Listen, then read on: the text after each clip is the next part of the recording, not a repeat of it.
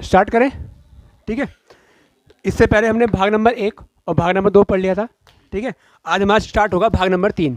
ठीक है, और यहाँ पे भाग नंबर 3 में आपका जो भाग नंबर 3 है वो आपका है मूल अधिकार। ठीक है, इंग्लिश में देख बोलेंगे तो क्या होगा, फंडामेंटल राइट्स। ठीक है, और क्या नाम है, और ये कहाँ से कहाँ तक के आर्टिकल है, आर्टिकल 12 से लेके आर्टिकल 35 तक। और जो मूल अधिकार है हमने किस देश से लिए गए हैं, हमारे यूएसए से। यूएसए ले रखा है, यूएसए मतलब अमेरिका है। यूके लिखा होता है, हाँ ठीक है, ब्रिटेन लिखा होता है तो यूके लिखा होता है यहाँ पे। ठीक है, देखो मूल अधिकार एक व्यक्ति के लिए बहुत ही मतलब जो आपके मूल अधिकार है ना वो किसी व्यक्ति के ऊपर लगते हैं, वो किसके ऊपर लागू होते हैं, हमेशा एक व्यक्ति के ऊपर लागू होते हैं, ना कि किसी सरकारी संस्थान पर, ना कोई मतलब अलग मतलब कोई भी प्राइवेट कंपनी पर नहीं लगते। जो आपके मूल अधिकार हैं वो हमेशा एक व्यक्ति पर लगते हैं, जो उसके जीवन जीने के लिए सबसे महत्वपूर्ण काम है। अगर आपसे आपका अधिकार छीन लिया जाएगा तो आप एक वैसे व्यक्ति बन जाओगे जिस प्रकार जेल में आदमी हो जाता है। जेल में आदमी जब जेल में चला जाता है तो उसके 90% उसके अधिकार छीन ले जाते हैं, बाहर घूमने का, बोलने का, ठीक है, अच्छी लाइफ जीने का अधिकार छीन लेते हैं। तो अगर आपके भी जीवन में अगर ये मूल अधिकार नहीं होंगे तो आपकी लाइफ भी ऐसी हो जाएगी जैसे मतलब कि बिल्कुल बेकार, अगर मूल अधिकार नहीं होंगे तो। ठीक है, मूल अधिकार और कानूनी अधिकार में ये अंतर ये है कि जो मूल अधिकार है वो किसी एक व्यक्ति पर रखते हैं, लेकिन और क्या नाम है, और आपके जो अधिकार हैं वो कभी भी कोई नहीं छीन सकता। ठीक है, लेकिन कानूनी अधिकार वो अधिकार होते हैं जो आपकी सरकार आपसे छीन सकती है। जैसे अभी क्या नाम है, आपके यहाँ रोड बनेगी तो रोड बनने में कोई दुकानें बीच में आ रही हैं, वो आपके वो सरकार के कानूनी अधिकार है। सरकार चाहे तो आपकी दुकान को तोड़ सकती है रोड को चौड़ा करने के लिए, आप उसमें कुछ नहीं कर सकते। लेकिन अगर आपके कुछ काम हो रहा हो, आपके पर्सनल कुछ काम हो रहा हो, तो आपको मौलिक अधिकार जो होगा आपको छीन नहीं सकती सरकार।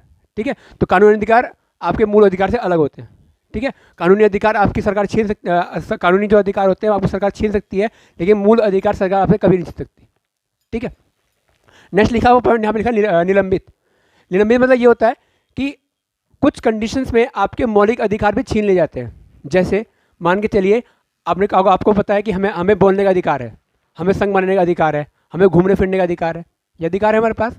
लेकिन ऐसी कंडीशन आ जाती है जैसे आपातकाल, भाई हमारा बाहर से युद्ध हो रहा है, तो ऐसी कंडीशन में तुम ये कहोगे कि जी हमारा तो मौलिक अधिकार है कि हमें कहीं भी घूमने दिया जाए, हैं, मतलब घूमने के दिया जाए, व्यापार करने दिया जाए, बोलने दिया जाए। लेकिन कभी कभी कंडीशन ऐसी हो जाती है, आपातकाल के दौरान युद्ध की स्थिति ऐसी हो जाती है, तो ऐसी कंडीशन में तो चाहें तो आपके अधिकारों को निलंबित किया जा सकता है। निलंबित का मतलब है कि कुछ समय के लिए रोक सकती है सरकार, और ये निलंबित करने का अधिकार सिर्फ और सिर्फ राष्ट्रपति के पास है।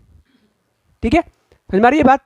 तो मतलब बात कहने की ये है कि मतलब आपका अधिकार है वो कुछ समय के लिए रोक सकती है सरकार, मतलब कि जब कोई भी इमरजेंसी वाली कंडीशन होगी तब। बाकी कभी सरकार आपके अधिकार को कभी भी कुछ नहीं कर सकती। समझ में आ गई बात? नेक्स्ट है प्रतिबंध। ऐसे अधिकार जो संविधान में पहले बनाए गए थे लेकिन आज की कंडीशन को देखकर वो आपके लिए ज़रूरत नहीं है, जब भी उससे किसी को दिक्कत हो रही हो तो सरकार चाहे तो उस अधिकार को हमेशा के लिए प्रतिबंध कर सकती है, मतलब हमेशा के लिए परमानेंटली बंद कर सकती है। और ये अधिकार सिर्फ और सिर्फ किसको है? संसद को है। और ये क्वेश्चन आया हुआ है कि निलंबित करने का अधिकार किसको है और क्या नाम है प्रतिबंध करने का अधिकार किसको है, दोनों को अलग अलग है, ध्यान रखना। जब भी निलंबित पूछेगा मतलब कि कुछ समय के लिए रोक के लिए पूछेगा तो हमेशा राष्ट्रपति करेगा। लेकिन अगर किसी मौलिक अधिकार को आपके उसमें हटाना है, हमेशा के लिए हटाना है, प्रतिबंध करना है, तो हमेशा वो संसद करेगी। ठीक है, अब कुछ ऐसी कंडीशन हो जाती हैं जिसमें सरकार आपको फोर्स कर रही है कि आपको एक काम करना है, और आपको कौन सुनेगा फिर? ठीक है, तो कहा गया है कि आपके जो मौलिक अधिकार है उनका जो रक्षक है वो कौन है? Supreme court, high court. Supreme court है और क्या है? High court. अगर आपके मौलिक अधिकारों का हनन हो रहा है तो सुप्रीम कोर्ट, आप सीधा हाई कोर्ट जा सकते हैं और वहां जाकर अपने अपील कर सकते हैं, तो सरकार आपका साथ देगी, ना कि गवर्नमेंट का। ठीक है, अगर आपके मौलिक अधिकारों में कोई हनन हो रहा हो। ठीक है, तो रक्षक कौन है आपका मौलिक अधिकारों का? सुप्रीम कोर्ट और हाई कोर्ट। वाद योग मतलब ये होता है कि आप उसमें आर्ग्यूमेंट कर सकते हैं। आपको कोई दिक्कत हो रही है, आपके मौलिक अधिकारों का हनन हो रहा है, तो आप चाहें तो उस पर आर्ग्यूमेंट कर सकते हैं। और आर्ग्यूमेंट कहाँ होगा? सुप्रीम कोर्ट, हाई कोर्ट में होगा कि क्या सही है क्या गलत है। ठीक है, तो क्या है कि आपके जो मौलिक अधिकार हैं वो वाद्य योग्य हैं। परिवर्तन का मतलब होता है फोर्स। अगर सरकार को, अगर सुप्रीम कोर्ट को लगता है कि इस व्यक्ति के साथ कुछ गलत काम हो रहा है, तो सुप्रीम कोर्ट उस सरकार पर फोर्स कर सकती है कि आप इसके मौलिक अधिकार को मत छीनिए। फोर्स मतलब यही है कि मतलब सुप्रीम कोर्ट चाहे तो अगर किसी व्यक्ति पर कोई शोषण हो रहा है, इस व्यक्ति का, छोटा बच्चे के साथ कोई शोषण हो रहा है, तो क्या है, आपकी सुप्रीम कोर्ट और हाई कोर्ट चाह के आप क्या है परिवर्तन कर सकती है, फोर्स कर सकती है आपको कि भैया इस व्यक्ति के साथ ऐसा ना किया जाए। तो क्या है कि आपके मौलिक अधिकार के रक्षक कौन है? आपके सुप्रीम कोर्ट, हाई कोर्ट वाद योग्य है, मतलब आप इसमें आर्गुमेंट कर सकते हैं, कटाक्ष कर सकते हैं, और क्या नाम है, आप कुछ और इस पर यह परिवर्तनीय है, इसका आप फोर्सली आप किसी का काम भी करवा सकते हैं। ठीक है, तो ये वाला पार्ट समझ में आ गई सभी को। ठीक है, अब वर्ग आता है मैग्ना कार्टा। मैग्ना कार्टा जो शब्द है वो किसका है, आपका फ्रेंच भाषा का शब्द है, लेकिन जो मैग्ना कार्टा सबसे पहले लागू किया था अपने संविधान में, ये किया था किसने, ब्रिटेन ने।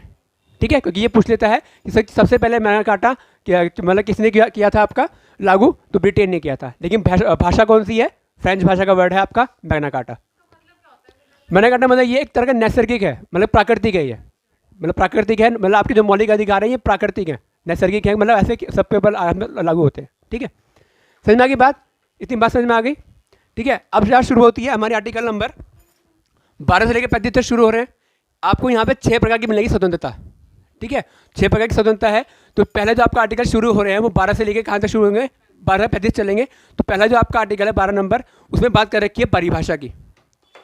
हमें आपको बताया था कि जो भी आर्टिकल शुरू होगा उसका हमें जो पहला आर्टिकल होगा वो उसकी परिभाषा से रिलेटेड होगा, कि उस जो भाग बना हुआ है वो किस मतलब उसकी परिभाषा क्या है। ठीक है, तो कहा गया है कि परिभाषा का मतलब ये है कि यहाँ पर कि सही व्यक्ति को मौलिक अधिकार मूल अधिकार लेने की वो आवश्यकता है, और वो अपने मौलिक अधिकार से अपने जीवन को अच्छे से चला सकता है, ये इसमें परिभाषा लिखी हुई है। ठीक है, और कहा गया है कि स्टेट मतलब यहाँ पर कोई MP UP बिहार ये नहीं है। स्टेट मतलब कोई authority, central government, state government, local government, यहाँ पर स्टेट का मतलब ये है। ठीक है, तो ऐसा कोई कानून नहीं बनाएगी जो किसी के मूल अधिकारों को दिक्कत कर रही हो, मतलब कि कोई भी स्टेट या गवर्नमेंट कोई भी ऐसा कानून नहीं बनाएगी जो किसी भी के भी मौलिक अधिकारों में दिक्कत कर रही हो। ठीक है, लेकिन अगर वो स्टेट चाहे तो कुछ कानून बना सकती है उन लोगों को कंट्रोल करने के लिए। जैसे मैंने यहाँ पे एग्जाम्पल लिखा हुआ है इलेक्ट्रिसिटी बिल वाला। अगर इलेक्ट्रिसिटी बिल वाले में अगर इलेक्ट्रिसिटी वाले अगर आप पे कुछ रोक ना लगाएं तो आप क्या करोगे, मीटर तो लगाओगे नहीं, आप क्या करोगे, काटा मारोगे, मिसयूज़ करोगे, हर चीज़ का करोगे मिसयूज़। तो इनको भी कुछ अथॉरिटी दी गई है कि आप लोग भी कुछ अपने नियम कानून लगा सकते हैं ताकि लोग कंट्रोल में रहें, समाज में व्यवस्था बनी रहे। अगर इन लोगों को हम अथॉरिटी नहीं देंगे, अगर पुलिस को हम अथॉरिटी ना दें कि भाई किसी लोगों को कुछ नहीं कहना, चाहे वो कुछ भी कर रहे हो, तो अराजकता फैल जाएगी पूरे शहर में। ठीक है, तो कहा गया कि इन लोगों को कुछ अथॉरिटी दी गई है, कुछ पावर दी गई हैं ताकि लोगों को क्या किया जा सके, कंट्रोल किया जा सके। ऐसे आपका नगर पालिका वाला कि कौन सी सड़क कितनी चौड़ी होगी, किस सड़क को कौन सा एंड होगा, कौन सी गली कहाँ मुड़ेगी, नाली की व्यवस्था कैसी होगी, ये सारी किसके अंडर आएगा, सारा नगर पालिका के अंडर। अब ऐसे नहीं कि कहीं भी रोड बना देंगे और कहीं पे भी नाली बंद कर देंगे या रोड बंद कर देंगे, ऐसे तो सभी लोग अपने घर के आगे रोड बंद कर देंगे। ठीक है, तो इनको क्या है, कुछ पावर्स दी गई हैं ताकि वो समाज को एक बेहतर ढंग से चला सके। ठीक है, उसके बाद आती है आपके एयरपोर्ट्स को भी एक स्टेट मान के चलो, क्योंकि उनके पास भी एक अथॉरिटी है, क्योंकि जहाँ पे भी एयरपोर्ट्स होंगे आपके तो उनके 200-250 मीटर के आसपास आप कोई भी बड़ी बिल्डिंग नहीं बना सकते। आप जैसे आपका ये रनवे है, जैसे ये रनवे है आपका, तो इसके आसपास के 200 से 300 मीटर का जो एरिया है वो बिल्कुल प्लेन रहता है। ठीक है, ताकि जो एयरपोर्ट से जो फ्लाइट्स आ रही हैं तो उन्हें दूर से रनवे दिख जाए। अगर आप यहाँ पे 3-4 मंजिल के घर बना लेंगे, लंबे लंबे घर बना लेंगे, तो एयरपोर्ट दिखेगा ही नहीं। ठीक है, तो कहा गया है कि इनके पास भी एक अथॉरिटी है कि ताकि वो इस प्रकार का पूरा कंट्रोल कर सकें और अपना जो काम चल रहा है वो कर सकें। तो यहाँ पे मतलब यही है कि स्टेट कोई भी ऐसा कानून नहीं बनाएगा जिससे किसी व्यक्ति का मौलिक अधिकार को प्रभावित हो, लेकिन वो ऐसे कानून बना सकती है ताकि वो लोगों को कंट्रोल कर सके। आर्टिकल नंबर 12 में ये बात कह रखी है आपकी। ठीक है, अब आता है आर्टिकल नंबर 13 का मतलब है अल्पीकरण। ठीक है, कहा गया है कि हमारे जो मौलिक अधिकार हैं कोई दिक्कत नहीं है, लेकिन हमारे मौलिक अधिकार किसी के लिए क्या नहीं होने चाहिए, दिक्कत नहीं होनी चाहिए। जैसे दिक्कत का मतलब यहाँ पे लिख रखा असंगत, मतलब ऐसा कोई काम आपके लिए तो वो सही है लेकिन वो दूसरे के लिए कोई असंगत ना हो, दूसरे के लिए कोई दिक्कत ना हो। जैसे मान के चलो आपको पता है कि हमें बोलने का अधिकार है, लेकिन इसका मतलब ये थोड़ी आप किसी को गाली दे दोगे, आप नहीं दे सकते ना गाली। तो ठीक है, तो कहा गया कि ऐसा कोई भी व्यवहार नहीं होना चाहिए कि वो किसी के लिए क्या हो, असंगत हो। तो अगर वो कोई काम ऐसा करता है तो वो उसके मौलिक अधिकारों का हनन कर रहा है, और ऐसा करता है वो पाया जाता है तो उस पर क्या हो जाएगा, केस होगा फिर। ठीक है, अब फिर कहा गया है कि संविधान लागू होने से पहले, मतलब कि 26 नवंबर 1950 से होने से पहले, मतलब इससे पहले जो भी कानून चल रहे होंगे वो चलते रहेंगे आपके सही तरीके से, कोई दिक्कत नहीं है। लेकिन ऐसा कोई भी कानून नहीं चलेगा इसके बाद जो वर्तमान लोगों के समय क्या कर रहा हो, मौलिक अधिकारों को दिक्कत कर रहा हो। ठीक है, क्योंकि आपको पता ही है कि हमारी जो धाराएं होती हैं जिसमें आपको सज़ा दी जाती है वो 1860 की बनी हुई है। ठीक है, तो कहा गया है कि ऐसा कोई भी कानून बंद नहीं किया जाएगा, मतलब ऐसा कोई भी कानून अगर कोई कानून व्यक्ति के मौलिक अधिकार में दिक्कत करता हो तो उस कानून को हम बंद कर सकते हैं, लेकिन ऐसा कोई भी कानून बंद नहीं किया जाएगा जिसमें किसी को दिक्कत ही ना हो, चाहे वो पहला हो, ठीक है, और चाहे वो बाद का हो, मतलब पोस्ट, ठीक है। तो ऐसे कोई कानून बंद नहीं किया जाएगा। लेकिन कहा गया है कि अगर लगता है यहाँ पर कि पहले के कानून में परिवर्तन होना चाहिए या बंद होना चाहिए, तो संविधान लागू होने के बाद उसमें परिवर्तन हो सकता है। जैसे क्या नाम है, हमें पता था कि संविधान लागू होने से पहले जब प्राचीन भारत की बात थी कि जो दलित लोग होते थे उन्हें स्कूल से बाहर रख के पढ़ाया जाता था, आज वो होता है? नहीं होता। तो कहा गया है कि ऐसे कानून जिससे आदमी के मौलिक अधिकार प्रभावित होते हो तो उनको बंद कर दिया जा सकता है। तो अब तो क्या है कि सभी लोग बराबर हैं, अब सभी लोग स्कूल में आते हैं, सभी लोग ऊपर बैठ के कुर्सी बैठ के पढ़ते हैं। पहले तो क्या होता था कि बाहर ही बैठ के पढ़ रहे थे, ठीक है। अब कहा गया है कि पहले का संविधान में अब परिवर्तन करके अब उसको अब आगे बढ़ा दिया गया है, ठीक है। अब जैसे मान के चलो प्री में देखते हैं तो एक होता था पहले पर्सनल लॉ। पर्सनल लॉ का मतलब समझ में आया? पर्सनल लॉ का मतलब ये होता है कि जो मुस्लिम्स हैं और जो हिंदू हैं उन दोनों के लिए अलग अलग कानून था। पहले उन दोनों के लिए क्या था? अलग अलग कानून था। मतलब कि जो हिंदू के लिए लागू होंगे कानून वो मुस्लिम के लिए नहीं लागू नहीं होंगे, और जो मुस्लिम के लिए होंगे वो हिंदू के लिए नहीं होंगे, ठीक है। तो ऐसे यहाँ पे एक वर्ड आता था तलाक, ठीक है। तलाक वाले में 3 प्रकार के तलाक होते हैं, तलाक हसन, तलाक अहसन, तलाक बिद्दत। तीन प्रकार के आपके तलाक होते हैं। तलाक हसन और अहसन अब भी चल रहे हैं, लेकिन तलाक बिद्दत वाला जो था ना, जिसमें बोलते तलाक तलाक तलाक बोल के फिर मतलब कि जो महिला थी उसको मतलब घर से बाहर निकाल देते थे, वो काला काम होता, तलाक दे देते थे। तो कहा गया है कि अब जो तलाक बिद्दत वाला है वो कर दिया गया बंद, क्योंकि हमारे आर्टिकल में 21 कहता है कि सबको अच्छे से लाइफ जीने का अधिकार है, ठीक है, सबकी खुद की पर्सनल लाइफ है। तो ये तलाक तलाक तलाक बोल के मतलब तलाक बिद्दत वाला काम करके वो सरकार ने समाप्त कर दिया गया है। तो कहा गया है कि जो पहले के कानून थे अब उनमें परिवर्तन करके उनको बंद कर दिया गया है ताकि वह अब महिला अब अच्छे से जी सके। समझ में आ रही है बात? तो कहा गया है कि संविधान लागू होने से पहले के कानून अगर किसी को कोई दिक्कत कर रहे हैं तो वर्तमान के कानून में बदलाव कर सकते हैं और उसको आगे चला सकते हैं। अगर कोई दिक्कत नहीं कर रहे हैं, आज ही बहुत सारे कानून हैं जो पहले भी सही चल रहे थे, आगे भी सही चल रहे हैं, आगे भी सही चल रहे हैं, तो कोई परिवर्तन करने की कोई जरूरत नहीं है। समझ में आ गई बात? तो इसमें यही बात कह रखी है कि हमें हमारे जो अधिकार हैं उसमें कोई दिक्कत नहीं है, लेकिन अगर हमारे अधिकारों से किसी और को दिक्कत हो रही हो तो सरकार चाहे तो उन अधिकार को बंद कर सकती है। क्लियर होगी बात? आगे आता है आर्टिकल नंबर 14, ठीक है। आर्टिकल नंबर 14 में बात कर रखी है आपकी कि कानून के समक्ष समानता। कानून के समक्ष क्या है? समानता की बात की गई है, ठीक है। Equality before law. Equality before law का मतलब क्या है कि कानून के सामने सब बराबर है। आपने देखा होगा कि जब भी मूवीज़ में देखा होगा कि एक महिला खड़ी होती है, आंखों पर पट्टी बंदी होती है, हाथ में तराजू होती है, हाथ में तलवार होती है, उसके आगे कोई भी खड़ा हो, चाहे गरीब हो, अमीर हो, राष्ट्रपति हो, प्रधानमंत्री हो, कोई भी हो, अगर उसने कुछ काम किया है गलत तो उसको सजा दी जाएगी। ये बात होती है ना। तो यहाँ भी यही बात कह रखी है कि कानून के समक्ष समानता है। और ये किस देश से लिया गया है? मतलब कि ब्रिटेन से लिया गया है, ठीक है। और ये क्वेश्चन आया हुआ है यूपीएससी में कि एवीडेसी का सिद्धांत क्या है? वो क्या है? कानून के समक्ष समानता। कानून के समक्ष समानता का जो सिद्धांत है वो किसने दिया था? एवीडेसी ने दिया था। और ये कहाँ से लिया गया है? ब्रिटेन से लिया गया है। और भारत इसे 20% फॉलो करता है। भारत इसे 20% फॉलो करता है, ठीक है। अब इसी को चेंजमेंट करके ये कानून इसमें ये और जोड़ा गया था बाद में कि कानून के समान संरक्षण। और ये कहाँ से लिया गया है? ये लिया गया है अमेरिका से। भारत इसे 80% फॉलो करता है। भारत का जो संविधान है वो इसे 80% फॉलो करता है कि कानून के समक्ष संरक्षण। अब कानून के समान संरक्षण का मतलब ये है कि कहा गया है कि सभी लोग को बराबर नहीं कर सकते। जैसे क्या नाम है आपका, कोई 5 साल का बच्चा है, कोई 20 साल का बच्चा है। अब इसका ट्रेन में किराया आधा लगता है, इसका किराया पूरा लगता है ना पूरा। तो अगर हम समानता की बात करें, अगर हम ये कहें कि भाई सबका कानून समान है तो किराया बराबर होना चाहिए ना, ठीक है। लेकिन सरकार का कहना है कि हम कुछ तरीके से या कुछ समाज को एक व्यवस्था में ला के हम उसको ऊपर नीचे कर सकते हैं। हालांकि दोनों को सज़ा बराबर मिलेगी। अगर कोई बच्चा छोटा है, अगर उसने कोई गलत काम किया है, उसको कोई सज़ा देनी है तो सज़ा मिलेगी बराबर। लेकिन उसके लिए सरकार ने उसको एक टफ ना करके ईजिली कर लिया। वे समाज बच्चों को मतलब बाल सुधार केंद्र में भेज देंगे। समझ आ रही है बात? ठीक है। तो उसने क्या कर दिया, हमने क्लासिफिकेशन के अकॉर्डिंग डिवाइड कर दिया है कि अब यार हम बच्चों को ना मतलब ऐसे नहीं करेंगे कि भाई इसने कोई अपराध कर दिया तो हम सीधा उसको फांसी दे देंगे। हम उसको सुधारने की कोशिश करेंगे क्योंकि उसकी उम्र ही नहीं क्या है। अगर हाँ वो 18+ हो चुका है, अभी 18+ कर रखा है ना सरकार ने, 18+ हो चुका है, तब उसे वो सजा दी जाएगी जो बड़े लोगों को दी जाएगी। अगर वो छोटे बच्चे ने को कर दिया तो उसे बाल सुधार केंद्र भेजा जाएगा, उसे मतलब जो भी दिक्कत होगी सारा काम करवाया जाएगा उसके। ठीक है। तो ये कहा गया है कि आपका कि अब जो हमारा संविधान है ना भारत का, वो 80% इसे फॉलो करता है। कानून के समान संरक्षण, ठीक है। जैसे क्या है कि महिलाओं को कभी भी आज तक कभी फांसी नहीं मिली, ठीक है, आज तक महिला को किसी भी महिला को फांसी की सजा नहीं सुनाई गई आज तक, ठीक है। तो हमारी बात तो यही क्या बात कह रही है कि कानून के समान संरक्षण है। लेकिन अभी हम ये कहेंगे कि भाई यहाँ पे लिख रखा है कि कानून के समक्ष समानता सभी के लिए है, लेकिन यहाँ पे जो दो वर्ड लिखे हुए हैं राष्ट्रपति और राज्यपाल, राष्ट्रपति और राज्यपाल के ऊपर केस हो सकता है, कोई दिक्कत नहीं है, लेकिन उनको अधिकार है कि वो अपनी सज़ा को माफ़ कर सकते हैं।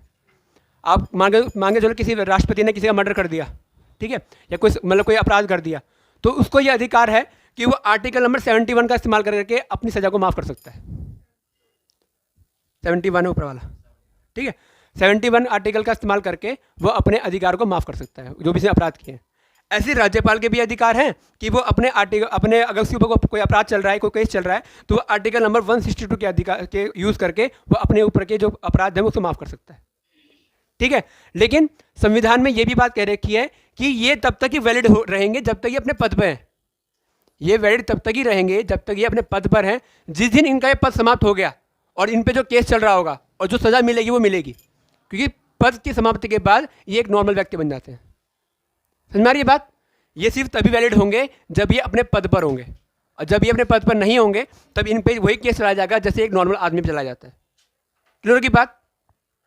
तो आर्टिकल नंबर 12, 13 और 14 सबको समझ में आ गया, ठीक है। आगे बढ़े, ठीक है। अब आता है आपका आर्टिकल नंबर 15। आर्टिकल 15 में कह रखा है कि सरकार या पब्लिक किसी से भी 5 प्रकार के भेदभाव नहीं कर सकती। मतलब कि कोई भी भेदभाव नहीं करती सरकार या फिर कोई भी पब्लिक सेक्टर किसी से भी 5 प्रकार के भेदभाव नहीं कर सकती। 5 प्रकार कौन कौन से हैं? धर्म, किसी भी व्यक्ति से आप धर्म से भेदभाव नहीं कर सकते कि ये मुस्लिम है या हिंदू है या सिख है या ईसाई है। आप किसी से भी धर्म के अकॉर्डिंग आप क्या नहीं कर सकते? भेदभाव नहीं कर सकते। किसी की जाति को लेकर भेदभाव नहीं कर सकते, किसी के वंश पे लेकर नहीं कर सकते, ठीक है। अब वंश वाली बात ये आती है कि अगर आप देखेंगे तो जो 1857 क्रांति हुई थी, 1857 की क्रांति में सबसे ज़्यादा जो सहयोग किया था वो गोरखों ने किया था। गोरखे थे, सिख थे, पठान थे, सिंधिया थे। इन्होंने क्या किया था कि इन्होंने अंग्रेजों का साथ दिया था कि आप हिंदुओं को मारो, ठीक है। अब जो क्या है कि जो वंश के आधार पर देखें तो ज्योतिराज सिंधिया है, ज्योतिराज सिंधिया मतलब सिंधिया वंश के है ना, तो आज भी उन्हें लोग महाराजा कहते हैं। आज भी लोग उन्हें क्या कहते हैं? महाराजा कहते हैं। कि हालांकि उन्होंने उस समय वो काम किया था, उनका वंशज ने वो काम किया था, लेकिन अब क्या है कि अब वो नहीं है। अब क्या है कि अब वंश के आधार पर भेदभाव नहीं किया जाएगा। ऐसे ही जो आपके ओवैसी हैं हैदराबाद के, है ना, उन्होंने भी क्या किया? उन्होंने भी अंग्रेजों का साथ दिया था। लेकिन आज के समय में उन्होंने भी मतलब टाइम बदल गया ना। अब कहा गया कि अब वंश के आधार पर कोई भी भेदभाव नहीं किया जाएगा आपका। अब हमें ये कहने लग जाए कि आप लोगों ने हमें उस समय मारा था, अब हम आज के ऊपर आपके ऊपर केस कर देंगे, ये कर देंगे, तो अब वो नहीं है। तो कहा गया है कि आप वंश के ऊपर कोई भी भेदभाव नहीं कर सकते, लिंग के ऊपर कोई भेदभाव नहीं करेंगे, ठीक है, लिंग के ऊपर कोई भेदभाव नहीं करेंगे। अब अपने लिंग वाले में ये आ जाता है कि पॉजिटिव डिस्क्रिमिनेशन आ जाता है, मतलब कि एक अच्छी पहल। पॉजिटिव जो डिस्क्रिमिनेशन है इसका मतलब है कि ये है कि एक अच्छी पहल। अब हमें पता है कि महिलाएं थोड़ी सी कमज़ोर होती हैं पुरुष की अपेक्षा। कुछ जगह महिलाओं को थोड़ा पीछे रखा जाता है पुरुष की अपेक्षा। अगर मांगे चलो जैसे LOC है, लड़ाई हो रही है, तो वहाँ महिला थोड़ी भेजेंगे, वहाँ पे हमेशा क्या जाएंगे? आदमी जाएंगे, ठीक है, ठीक है। तो कहा गया कि लिंग के आप कुछ कंडीशन छोड़ के आप मतलब लिंग्स में भी आप कोई भी भेदभाव नहीं करेंगे। भाई ये लड़की है तो इससे हम काम नहीं करवाएंगे, इससे वो काम करवाएंगे, कुछ कंडीशंस में। जन्म स्थान पर भी कोई भेदभाव नहीं किया जाएगा। आपने देखा होगा कि कभी भी आर्मी की भर्ती होती हो या कहीं भी कोई ऐसी भर्ती होती हो जहाँ पर लोगों को आरक्षण दिया जाता है भर्ती में भी। वे जो लोग पहाड़ी हैं उनको हाइट में छूट दी जाती है, और जो प्लेन्स के लोग हैं उन्हें कोई छूट नहीं दी जाती, ठीक है। मतलब ये एक तरह का क्या है? पॉजिटिव डिस्क्रिमिनेशन है कि ताकि वो लोग भी आगे बढ़ सकें, ठीक है। लेकिन यहाँ पर एक वर्ड आता है आरक्षण। वर्ड आता है क्या? आरक्षण। जिनको आरक्षण मिल रहा है उनके लिए आरक्षण बहुत बढ़िया है, और जिनको आरक्षण नहीं मिल रहा है उनके लिए आरक्षण बेकार है। तो जाहिर सी बात है, अगर हमें जो कोई चीज़ फ्री मिल रही है तुम्हें बहुत अच्छी लगती है, अगर उसी चीज़ के पैसे देने पड़ जाए मज़ा नहीं आ रहा है ना बात। तो वही बात यहाँ पे आरक्षण की है। हालांकि सरकार का कहना है हम जो आरक्षण दे रहे हैं ना, आरक्षण उन लोगों को दे रहे हैं जो समय थोड़े पीछे रह चुके हैं। सरकार का जो मेन मोटिव है वो मोटिव यही है कि जो समाज के लोग हैं हमें उन लोगों को आरक्षण देना है जो थोड़ा समाज में पीछे रह गए हैं। ताकि देखो जैसे ये समाज के सबसे हाई लेवल के लोग हैं, सरकार का कहना है कि हम इन लोगों से हमें कोई दिक्कत नहीं है कि समय में कितना काम कर रहे हैं, हमें तो कोई दिक्कत नहीं है। लेकिन जो समाज में नीचे रह गए हैं, पीछे रह गए हैं, उनका ये कहना है कि हम कुछ योजनाओं से, कुछ आरक्षण दे के, कुछ सपोर्टिव करके इन लोगों को पुशबैक करें कि ताकि ये भी समाज के बराबरी पे आ सके और अपना योगदान दे सकें। इसलिए आपको आरक्षण दिया जाता है और आरक्षण सरकार का सबसे बड़ा मोटिव है। अगर आरक्षण चल रहा है तो आपकी वोटिंग बैंक चल रही है, अगर आरक्षण नहीं चलेगा तो वोटिंग बैंक बंद हो जाएगी। ठीक है, अभी मोदी जी ने भी जब बिहार में गए थे तो उन्होंने ये कहा था कि आरक्षण चलेगा और हर 10 साल में बढ़ रहा है। 2020 में खत्म होने वाला था, अब उसको अब कर दिया 10 साल बाद, 2030 तक चलेगा। फिर 2030 होगा, फिर 40 कर देंगे, क्योंकि आरक्षण ही सबसे बड़ा वोटिंग बैंक है सरकार का। अगर सरकार जिस दिन सरकार ने वो ये बंद कर दिया आरक्षण, तो वोटिंग बैंक ही खत्म हो जाएगा उनका। ठीक है, सबसे बड़ा मोटिव उनका ये है कि आरक्षण चला के रखो और वोटिंग लेते रहो, सरकार बनाते रहो अपनी। ठीक है, अगर आपको आरक्षण हटाना ही है तो इससे अच्छा एक काम करो, जाति हटा दो ना, जाति वाला मैटर ही खत्म कर दो कि भाई ये क्या नाम है, ये दलित वर्ग का है, ये उच्च वर्ग का है, ये वो है, ये वो है, वही हटा दो। सबको एक समान रखो, जाति ही नहीं है तो सबको बराबर करके रखो, क्या दिक्कत है। लेकिन वही है कि सरकार के लिए आरक्षण एक बहुत बड़ा मुद्दा है, वो जिससे वो वोटिंग बैंक अपना खरीदती है। बढ़िया, ठीक है। तो यही कहा रखा है आर्टिकल नंबर 15 में कि आप किसी भी व्यक्ति से धर्म, जाति, वंश, लिंग और जन्म स्थान पर कभी भी भेदभाव नहीं करेंगे।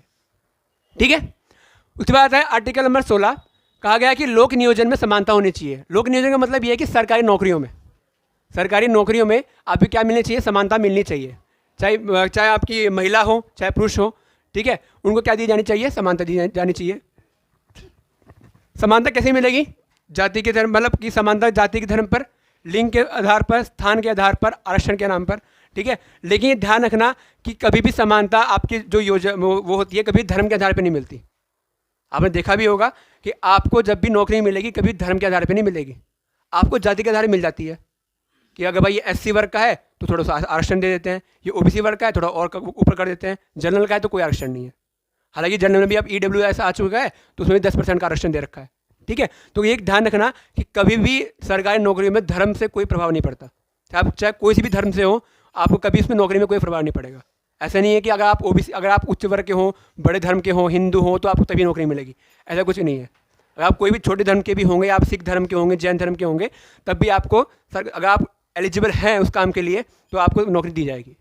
ठीक है, लेकिन क्या नाम है, आपको लिंग के आधार पर थोड़ा सा आरक्षण ये मिल जाता है कि आपने देखा होगा अगर कोई जनरल है, जनरल महिला है, जनरल पुरुष है, तो जनरल महिला को थोड़ा सपोर्ट किया जाता है कि उनसे नौकरी मिल जाती है पुरुष की अपेक्षा। जैसे हमारे राज्य में भी क्या है, क्या बोलते हैं वो है ना, हेरिटेज दे रखा है महिलाओं को हेरिटेज दे रखा है कि ताकि वो मतलब कि जो महिला हैं उनके लिए भी वो है आरक्षण है कि इतनी महिला होनी चाहिए। हाँ, मतलब कि जितनी भी महिला है, मतलब जब भी कोई फॉर्म निकलता है तो कहा गया कि महिला को इतना % आरक्षण दिया गया है कि ताकि वो इतनी महिला तो हो ही हो कोई भी नौकरी में। ठीक है, तो ये कुछ कंडीशन आ जाती हैं आपकी जहाँ पे आपका आरक्षण चलता है, आज भी नौकरी में भी चलता है आरक्षण। ठीक है, स्थान के आधार पर भी होता है परिवर्तन। जैसे मैं आपको बताया कि भाई हाइट के अकॉर्डिंग हो गया, कुछ मतलब बिहार के कुछ ऐसे क्षेत्र हैं जहाँ पे बहुत ही बैकवर्ड एरिया है, नक्सलवादी क्षेत्र है, जहाँ पर उन लोगों को थोड़ा सपोर्ट किया जाता है कि ताकि आप भी भर्ती हो सके। आर्टिकल 370 हटने से पहले की जो कंडीशन थी जम्मू कश्मीर की, वहाँ के जो युवा थे वो भर्ती नहीं मारे थे, वहाँ तो अपने मजे लेते हैं, या फिर वो उनका माइंड डाइवर्ट ऐसे करके रखा था कि हमें कुछ करना ही नहीं है।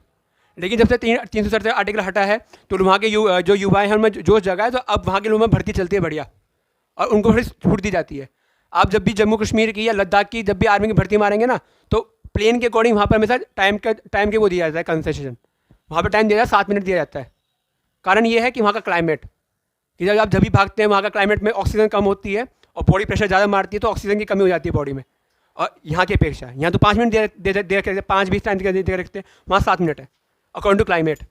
ये थोड़ा टाइम दे देते हैं उनको बस। ठीक है, समझ में आ गई बात। तो कहा गया है कि लोक नियोजन में समानता होगी, मतलब सरकारी नौकरियों में सभी को समानता मिलेगी। ठीक है, लेकिन कुछ % का आरक्षण कहीं पे हो सकता है, ये अपवाद है, लेकिन यहाँ पे आपको आरक्षण दिया जाएगा। ठीक है, उसके बाद आता है आर्टिकल नंबर 17, अस्पृश्यता, मतलब कि छुआछूत।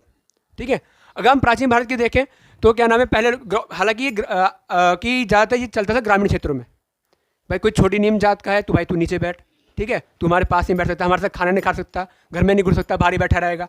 ये पहले समय में होता था। लेकिन अब जैसे जैसे समय बदलता चला जा रहा है, अब तो लोगों को पता ही नहीं कि हमारे साइड में लड़का कौन बैठा है। ठीक है, मतलब अब ये धीरे धीरे क्या हो चुका है, खत्म हो चुका है। हालांकि ग्रामीण क्षेत्रों में आज भी कहीं कहीं चल रहा होगा, मतलब ऐसे नहीं कहता हूँ कि नहीं चल रहा होगा, जैसे बिहार वाला एरिया हो जाता है, यूपी का थोड़ा बैकवर्ड वाला एरिया हो जाता है, तो वहाँ पे आज भी शायद चल रहा होगा, लेकिन शहरी क्षेत्र में किसी को कोई फ़र्क नहीं पड़ता। दिल्ली है शहर में किसी को ये नहीं पता होता कि ये कौन सी है, सबको पता है कि मजे ले, बस कोई दिक्कत नहीं। ठीक है, तो शहरी क्षेत्र में क्या हो गया, हो चुका है, चीज़ें खत्म हो चुका है। और इसको समाप्त करने के लिए एक अधिनियम चलाया गया था, कौन सा, 1955 का अधिनियम। ठीक है, 1955 का अधिनियम चलाया गया है कि भैया अगर कोई किसी के साथ छुआछूत करता पकड़ा जाएगा तो क्या नाम है, उस पर अधिनियम के अनुसार उस पर दंड दिया जाएगा। ठीक है, अब क्या है कि जैसे जैसे टाइम बदल रहा है तो क्या कि हम लोगों को पता नहीं चल पा रहा है कि अस्पृश्यता कैसे होती है, छुआछूत कैसे होती है, लेकिन हमें समय ने सब कुछ सिखा दिया है। जब आया आपका कोविड आ गया था, ऐसी बीमारी जो फैलती हो, मतलब कम्युनिकेशनल हो, तो ऐसी बीमारी में आप किसी से दूरी बना सकते हैं, कोई दिक्कत नहीं है। ऐसी कंडीशन में आप पे अस्पृश्यता वाला जो कानून नहीं लगेगा कि जब कोविड आया था, अब मान के किसी कोई आपके बीच में आ जाए कोविड वाला, तो भागे फिरोगे सारे। ठीक है, तो ऐसे में कहा गया कि ऐसी बीमारी जो किसी के छूने से या बोलने से या उसे कॉन्टैक्ट में आने से फैलती हो, तो आप इससे दूरी बना सकते हैं, कोई दिक्कत नहीं है। ठीक है, तो लेकिन ये है कि अगर आप उससे, उसकी जाति से, उसके रंग से, इसके भेद से आप उससे वो करते हो, अस्पृश्यता करते हो, तो आप पे अधिनियम बना चुके हैं, कानून बन चुका है इसके ऊपर। अगर आप ऐसा करते पाए जाते हैं तो आप पे केस होगा। ठीक है, उसके बाद आता है आर्टिकल नंबर 18, उपाधियों का अंत। ठीक है, उपाधियों का अंत में ये है कि जब आप आज़ादी से पहले का टाइम पीरियड देखेंगे तो उसमें क्या है, जितने भी बड़े बड़े लोग होते थे ना, उनको क्या उपाधि दी जाती थी कि ये महाराजा है, महाराजा धीराज है, सर है, नाइटहुड है, महात्मा है, राय बहादुर है, ऐसी बहुत बहुत बहादुर, बादशाह हो गया। ठीक है, मतलब बहुत बड़ी बड़ी उपाधि दी जाती थी। लेकिन जब से ये आपका ये शुरुआत हुई है, आपके जैसे संविधान बनकर तैयार हुआ है, तो कहा गया है कि अब जब सब लोग समान हैं, तो अब जब सब लोग समान हैं, अब किसी को भी उपाधि रखने का अधिकार नहीं है। अब उनको जैसे ये ज्योतिराज सिंधिया हैं, जैसे आप बताया था, जैसे तो वो एक महाराजा, आज भी महाराजा कहलाए जाते हैं, लेकिन वो अपने नाम के आगे महाराजा ज्योतिराज सिंधिया नहीं लिख सकते। जो नॉर्मल पर्सन है कि सब समान है, तो वो समान ही रहेंगे। ठीक है, महाराजा को जो भी आपका उपाधि दी गई होगी इस समय, वो आज के समय में आप नहीं कर सकते, क्योंकि आज के समय में आपके यहाँ पे समानता की बात की गई है, ना कि किसी को ऊपर दिखाने की। ठीक है, तो लेकिन आपको जो नेशनल अवार्ड्स मिलते हैं, जैसे भारत रत्न मिल गया, पद्मश्री मिल गया, पद्म भूषण जो भी मिलते हैं, आप उनको ले तो सकते हो, लेकिन आप उनको कभी भी सरनेम के हिसाब से यूज़ नहीं कर सकते। जैसे किसी को यहाँ पे भारत रत्न अवार्ड मिल जाए, तो यहाँ पे आप ऐसे नहीं कर सकते कि भारत रत्न आर रवि, ऐसे नहीं करवा सकता मैं। मुझे मिल गया वो अच्छी बात है, लेकिन भारत रत्न वाला जो वर्ड है वो मैं अपने नाम के आगे कभी भी यूज़ नहीं कर सकता। अगर मैं उसे यूज़ करता हूँ तो मेरे से वो अवार्ड जो वो ले जाएगा वापस। ठीक है, ऐसे ही जो अगर आपको किसी और देश द्वारा कोई उपाधि दी गई हो, आप वो उपाधि भी अपने नाम के आगे नहीं लगा सकते।